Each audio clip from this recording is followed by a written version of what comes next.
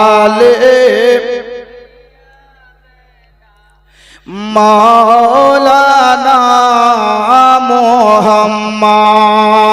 দয়া হালিমা তোমার ঘরে কে এসেছে দেখো না, দিন দুনিয়ার বাদশা সেজে তাজদারে মদিনা।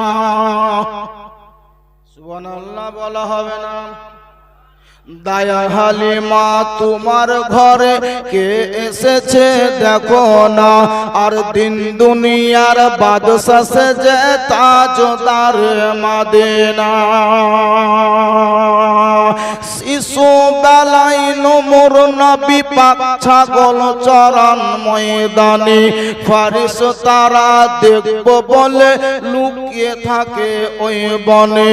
শিশু বেলায় নূর নবী পাক ছাগল চরান ময়দানে, আর ফারিস্তারা দেখবো বলে লুকিয়ে থাকে ওই বনে। ছেলের মতো ছেলে পেয়ে ও আমিনা রইলি না, ছেলের মতো ছেলে পেয়ে ও আমিনা রইলি না, দিন দুনিয়ার বাদশা সেজে তাজদারে মদিনা। দয়া হালিমা তোমার ঘরে কে এসেছে দেখো না, দিন দুনিয়ার বাদশা সেজে তাজদারে মদিনা। মেঘ এসে ছায়া করে মোর নবীজির মাথাতে, মেঘ এসে ছায়া করে মোর নবীজির মাথাতে, সর্প এসে হাওয়া করে মোর নবীজির গায়েতে। তাকে দেখেন দয়ার নবী, তাকে দেখেন দয়ার নবী, রহমতেরি সাকিনা, দিন দুনিয়ার বাদশা সেজে তাজদারে মদিনা। দয়া হালিমা তোমার ঘরে কে এসেছে দেখো না, দিন দুনিয়ার বাদশা সেজে তাজদারে মদিনা। গরম মরু গরম মরু গরম মরু পায়ে তলে নরম পায়ে হাত বোলাই, মরুভূমির গরম বালি নরম পায়ে হাত বোলাই। সূর্য এসে উকি মারে মুখ দেখে তার লজ্জা পায়। জোরে বলেন সুবহানাল্লাহ। একটু হাত উঠিয়ে বলেন দেখি ইয়া রাসূলুল্লাহ, হাত উঠিয়ে বলেন ইয়া রাসূলুল্লাহ। চৈত্র মাস, চৈত্র মাস এরকম সাহান বলেন বালি বলেন, কেউ যদি খালি পায়ে হাঁটে তার পায়ের তলাতে ছাক লাগে না? লাগে না? ছাক লাগবে না? ছাক লেগে গেল। আমার নবী যখন রাস্তায় হাঁটতেন তো যদি কোনো পাথর পড়তো নবীর পায়ের নিচে, ওই পাথরটা মমের মতো গলে যেত। কোনো কাঁটা যদি পড়েছে নবীর পায়ের তলাতে, ওই কাঁটাটা নবীর জন্য ফুল হয়ে গেছে। জোরে বলেন সুবহানাল্লাহ। এরই জন্য কবি জনে বলছে, মরুভূমি গরম বালু নরম পায়ে হাত বোলাই, সূর্য এসে উকি মারে মুখ দেখে তার লজ্জা পাই। গরম মরুভূমির গরম বালু নরম পায়ে হাত বোলাই, সূর্য এসে উকি মারে মুখ দেখে তার লজ্জা পায়। দয়া হালিমা তোমার ঘরে কে এসেছে দেখো না, দিন দুনিয়ার বাদশা সেজে তাজদারে মদিনা। দয়া হালিমা তোমার ঘরে কে এসেছে দেখো না, দিন দুনিয়ার বাদশা সেজে তাজদারে মদিনা। আল্লাহুম্মা। তিনি বিবৃত বর্ণনা দিচ্ছেন, আমার নবী যে নূর, আল্লাহ রাব্বুল আলামিন যেমন কোরআন পাকে দাঁড়ায় নবী মুস্তাফাকে নূর বলে দিয়েছেন, নবী নূর না নূর নয়। হযরত আমিনা তিনি বর্ণনা দিচ্ছেন, বাবা কুসুমগাছি গ্রামের লোক নয়, হরিশপুরের লোক নয়, বরং নবীর নিজের মা হযরত আমিনা তিনি বলছেন, আমি ঘরে ছিলাম, ওই যে চারজন নারী এলো, বাহিরে ছিল আমার বাঁধি যার নাম উম্মে আইমান। এই চারজন নারী হযরত হাওয়া, হযরত সারা, হযরত মারিয়াম, হযরত আসিয়া। আমার নবী আমার গর্ভ থেকে এলো, কোনো ব্যথা নাই, যন্ত্রণা নাই, কোনো দুঃখ কষ্ট হলো না। আমার নবী মুস্তাফা আসা মাত্রই নবী মুস্তাফার শরীর থেকে এমন একটা আলো বাহির হলো, আলো। আমার নবীর মা হযরত আমিনা তিনি বলছেন, নবী দুনিয়াতে আসা মাত্র আমার ঘর বলে নয়, গোটা মক্কা শহর। যখনই নবী মুস্তাফা আমার গর্ভ থেকে দুনিয়াতে আসলেন, সেকেন্ডের মধ্যে আমার ঘরটা আতরের চাইতেও বেশি খুশবুদার হয়ে গেল। জোরে বলেন সুবহানাল্লাহ। মসজিদ ভরা নামাজি বসে আছেন, বিষয়টা বুঝলেন? মসজিদ ভরা নামাজি। হুজুর মুফতি সাহেব জুমার দিনে পাগড়ি জুব্বা পরে মসজিদে ঢুকছে, মসজিদে ঢুকছে। এতক্ষণ পর্যন্ত পিছন দিকে কেউই তাকায়নি।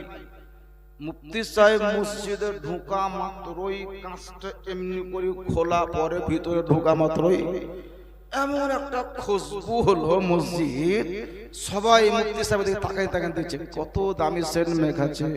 মুফতি সাহেব ঢোকা মাত্র গোটা মসজিদ সেন্ট হয়ে গেল, গোটা মসজিদ সেন্ট হয়ে গেল। এত দামি সেন্ট মেখাচ্ছে, খুব সুন্দর খুশবু। মুফতি সাহেব আসা মাত্রই গোটা মসজিদ খুশবু হয়ে গেল। এরকম হয় না? হয় না?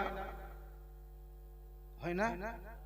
আমাদেরকে মাঝে মাঝে জিজ্ঞেস, হাই গো মৌলভী সাহেব কত দামি আতর মাখছেন গো, হেঁটে গেলে খালি সেন্ট হয়ে গেল গোটা রাস্তা।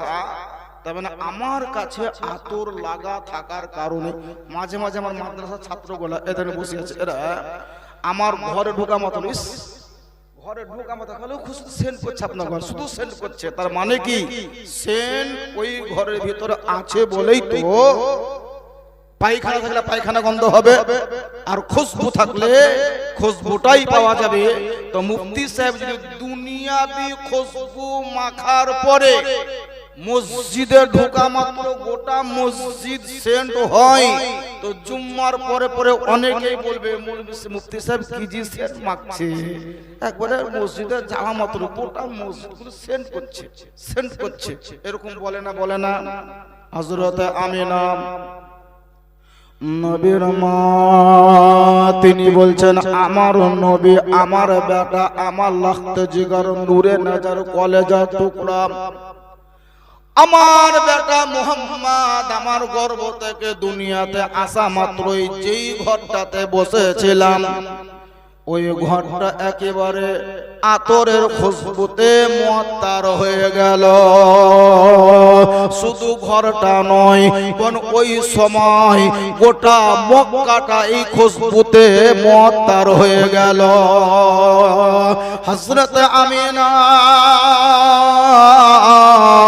রাদিয়াল্লাহু তাআলা আনহা তিনি বলছেন, বাবা আমার নবী যখনই আমার গর্ভ থেকে দুনিয়াতে চলে এলো, আমার নবী মুস্তাফার শরীর থেকে এমনই একটা আলো বাহির হলো, এমনই একটা আলো বাহির হলো। ওই আলোটা মক্কার বাড়ি ঘরকে ছেদ করে ভেদ করে এত দূর পর্যন্ত আমি দেখতে পেলাম যে শেষ পর্যন্ত সিরিয়া দেশের বড় বড় গাছ বৃক্ষ পাহাড় কেউ দেখতে পেয়েছিলাম। সুবহানাল্লাহ বলা হবে না? জোরে বলেন সুবহানাল্লাহ। মসজিদের ভিতরে এখন কি আছে, কে বিরিয়ানি রান্না করছে, কি করছে আমি দেখতে পাবো এখান থেকে? দেখা হবে? দেখা হবে না। তো নবী মুস্তাফা যে নূর আল্লাহ বলেছেন কোরআনে, কাদ জাআকুম মিনাল্লাহি নূর, নবী যে নূর, এটা হযরত আমিনা বলছেন যে নবীর শরীর থেকে এমন একটা আলো বাহির হলো যে আমার গোটা ঘর তো আলো হলো হলো, নবীর শরীর থেকে আলোটা চু করে বেড়ে গেল। আমি তাকিয়ে দেখলাম তো এই আলোর দ্বারাতে আমি মক্কার বাহিরের বড় বড় পাহাড়গুলোকে স্পষ্ট ভাবে দেখতে পেয়েছিলাম, স্পষ্ট ভাবে দেখতে পেলাম। এটা একটা টিউবলাইট, টিউবলাইট এই দিক দেখবেন তবে আলো, এদিক দেখবেন তবে আলো, ওদিক দেখবেন সবই আলো, গোটাই আলো না আলো নয়। টিউবলাইটের চারিদিকে তো আলো হয়, কারেন্ট চলে গেলে যেমন বন্ধ হয়ে গেলে আঁধার হবে, লাইন আসা মাত্র যদি এই লাইটটা জ্বলে তো আমাকে আপনি দেখবেন, আপনাকে আমি দেখতে পাবো নাকি? কিন্তু অন্ধকার হলে দেখা যাওয়া সম্ভব নয়। হযরত আমিনা বলছেন আমি দেখলাম সিরিয়া দেশের বড় বড় বিল্ডিং পাহাড় পর্যন্ত দেখতে পেয়েছিলাম। আজকে অনেক মানুষ এটাকে অস্বীকার করতে পারে, ডিনাই করে দেয়, যার জন্য বিজ্ঞানী পদ্ধতিতে সায়েন্স বুদ্ধিতে আজকে বিশ্বের মানুষকে প্রমাণ করে দিয়েছে যে আল্লাহ রাব্বুল আলামিন নবী মুস্তাফাকে নূর করে সৃষ্টি করেছে। এটা সত্য এবং ভবিষ্যৎ চাচা আপনাকে বলছি ঢুলিয়েন না, এটা একদম সত্য কথা প্রমাণ করে দিয়েছে। হয়তো অনেকদিন আগে বলেছিলাম, কথা হয়তো শুনেছেন জানি না। এখানে কোন এক ভদ্রলোক হঠাৎ করে যদি বলে আমার পেটে ব্যথা, পেটে ব্যথা শুরু হয়ে গেল, কোন একজন মানুষের পেটে ব্যথা শুরু হয়ে গেল, আপনি এখানে বসে থাকতে পারবেন? পেটে ব্যথা শুরু হলে মানুষ সহ্য করতে পারে না, সঙ্গে সঙ্গে ডাক্তারের কাছে যাওয়া হলো। ডাক্তার জিজ্ঞেস করছে কি হলো? বলে পেটে ব্যথা। কোথায়? বলে দেখেন এখানে স্যার পেটে ব্যথা হয়েছে। তাই নাকি? বলে হ্যাঁ, এখানে শুয়ে যাও। রোগী বলছে শুয়ে যাও। ওই লোকটা শুয়ে গেল, শুয়েটার পরে আছে, জামা পরে আছে, লম্বা হয়ে শুয়ে গেল। ডাক্তার বলছে কোথায় ব্যথা? স্যার এই জায়গায় ব্যথা। ডাক্তার হাতির সুরের মতো টানলে, এমনি করি টানলে ওর নিচে একটা বল ঝুলছে, একটা সুইচকে এমনি করে অন করা মতো যে হাতির সুরের মতন ঝুলছে, ওর নিচে একটা বল, ওই বলটাতে ফোকাস করে আলো জ্বললো। আলো জ্বলা শেষ, ডাক্তার বলছে যা উঠো, ছবি হয়ে গেল। ছবি হয়ে গেল মানে বলে হ্যাঁ ছবি করলাম। তোমার জি জানতে পারো নি? বলে না, কিছুই তো বুঝতে পারো না। পাগল, তোমার ছবি হয়ে গেছে, উঠো। 8 ঘন্টা পর একটা প্লাস্টিক, ওই প্লাস্টিক দেখো, দেখাছো, দেখো তোমার পেটের ভিতরে টিউমার হয়েছে, ঘা আছে, ঘা পেটের ভিতরে ঘা আছে। একজন ডাক্তার ডাক্তারি পদ্ধতিতে, বিজ্ঞানী পদ্ধতিতে একটা মানুষকে শুইয়ে দেওয়ার পরে শরীরে পোশাক পরিধান করা থাকলো, একটা সুইচকে অন করা মাত্র একটা আলোর ফোকাস ছই করে লেগে গেল। একটা ফোকাসে আপনার শরীরের চামড়াকে ছেদ করে ভেদ করে, মাংসকে ছেদ করে ভেদ করে, হাড্ডিকে ছেদ করে ভেদ করে, চামড়া কাটার প্রয়োজন হয়নি, মাংস কাটার প্রয়োজন হয়নি, হাড় ভাঙার প্রয়োজন হয়নি, সমস্ত জিনিসকে ছেদ করে ভেদ করে যদি বিজ্ঞান পদ্ধতিতে আপনাকে দেখাতে পারে ভিতরে ঘা হয়েছে, তোমার পয়গম্বর আকা মুস্তাফা নূরের নবী মুহাম্মদুর রাসূলুল্লাহ সাল্লাল্লাহু তাআলা আলাইহি ওয়াসাল্লামের নূরের ওসিলাতে হযরত আমিনা মক্কায় বসে অবশ্যই বাহিরের বড় বড় বিল্ডিং পাহাড় দেখতে পেয়েছিলেন।